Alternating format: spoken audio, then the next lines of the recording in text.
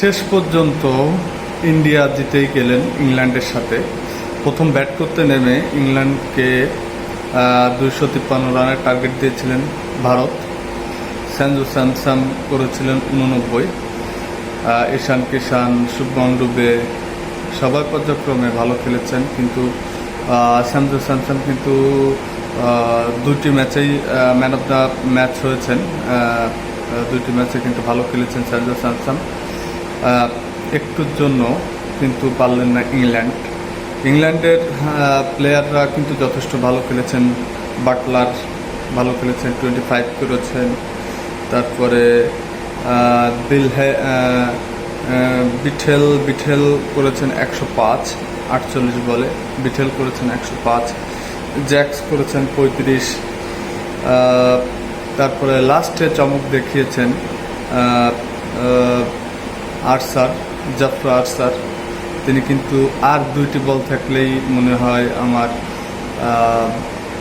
ম্যাচটি জিতে যেত ইংল্যান্ড।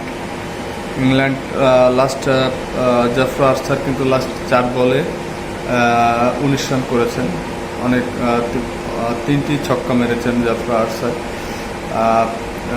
ইন্ডিয়ান ক্রিকেট ভক্তদের কিন্তু এক প্রকার কাঁপুনি উঠিয়ে দিয়েছিলেন জাফর আরসার। এটির মধ্যে দিয়ে বলবো জাফর আরসার কিন্তু আসলে অনেক ভালোই খেলেছেন। লাস্ট ফিনিশিংয়ে এসে তিনি এক প্রকার ভারতীয় বোলারদের কিন্তু কাঁপুনি উঠিয়ে দিয়েছিলেন ভারতীয় বোলারদের। সাথে সাথে ভারতীয় টিম কিন্তু যথেষ্ট ভালো খেলেছেন। অনেক ব্যাটিংয়ে এসে কিন্তু সবাই অনেক সুন্দর খেলেছেন। ঈশান কিষান, শুভমান ডুবে, সূর্যকুমার যাদব, অক্ষর প্যাটেল সকলেই কিন্তু মোটামুটি সুন্দর খেলেছেন, যার কারণেই কিন্তু ভারত এত বড় একটা স্কোর দাঁড় করিয়েছে।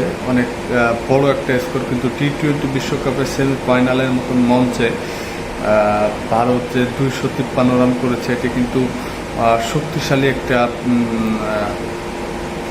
স্কোর, যেটি ভাঙা কিন্তু আসলে অত সহজ নয়। তারপরেও কিন্তু কাছাকাছি চলে গিয়েছিলেন ইংল্যান্ড কিন্তু একেবারে খারাপ খেলেছে তা কিন্তু নয়।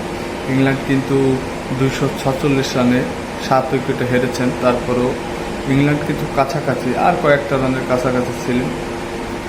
আর 2টা বল যদি থাকতেন জাফর আরসার, তিনি হয়তো পেরে যেতেন এবং ভারতীয়দের হারিয়ে দিতেন, এটাই আমার বিশ্বাস ছিল।